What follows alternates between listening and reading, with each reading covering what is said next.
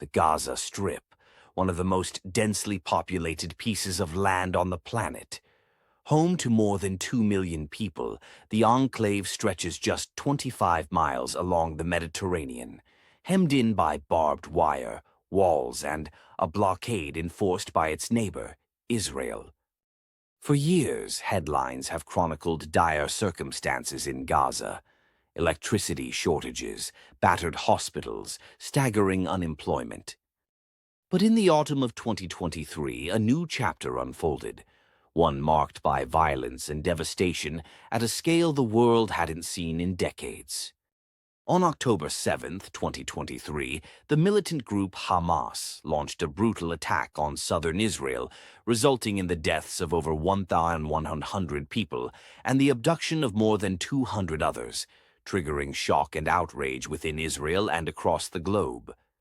Citizens of Israel, we are at war. Not an operation, not a round of fighting. At war. Hamas will understand that by attacking us, they have made a mistake of historic proportions. We will exact a price that they and the other enemies of Israel will remember for decades to come. The Israeli government, led by Prime Minister Benjamin Netanyahu, responded with what it called a mission to dismantle Hamas.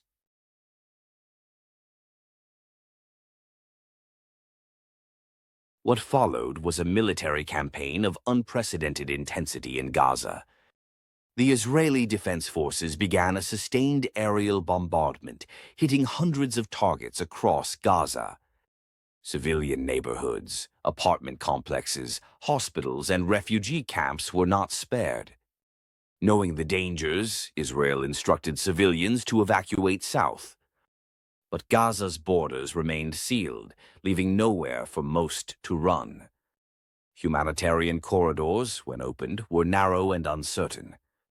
Within weeks, reports from the ground painted a catastrophic picture. Entire neighborhoods lay in rubble. The United Nations estimated that more than 60% of Gaza's housing was damaged or destroyed. With nowhere safe to go, refugees crowded tent cities or overcrowded UN schools, constantly exposed to the threat of further strikes. By early 2024, the death toll among Palestinians in Gaza had surpassed 30,000, according to the Gaza Health Ministry, with thousands more missing and presumed dead under the rubble. The majority of the casualties, said UN officials, were women and children. The health system, battered by repeated strikes, collapsed. Hospitals ran out of anesthesia, antibiotics, and fuel. Water was scarce. Aid convoys, when allowed in, found delivery impossible in some areas amid ongoing hostilities. International organizations responded with alarm. The United Nations, the World Health Organization, and multiple human rights groups expressed grave concern over Israel's conduct. Amnesty International and Human Rights Watch accused Israel of blocking humanitarian aid, targeting civilian infrastructure, and failing to distinguish between fighters and non-combatants. The UN Secretary-General, Antonio Guterres, described Gaza as a graveyard for children. In December 2023, South Africa accused Israel of genocide at the International Court of Justice. The charge became central to global debates. The court ordered Israel to protect civilians but stopped short of ruling on genocide. Israel rejected the accusations, citing self-defense and Hamas's use of civilian areas.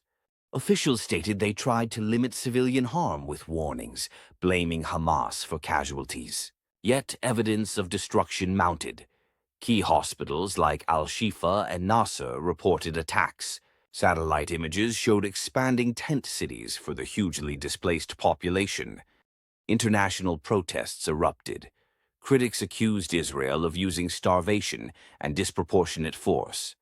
Western governments urged restraint, while some within Israel questioned the campaign.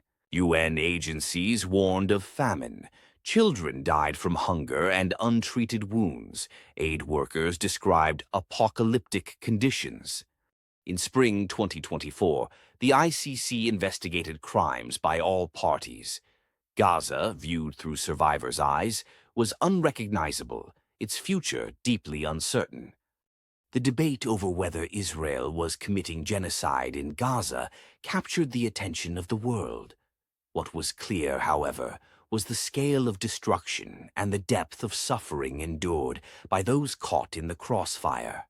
As calls for a ceasefire grew louder, and as legal proceedings in The Hague continued, the people of Gaza faced each day gripped by uncertainty, unsure when or if their ordeal would end.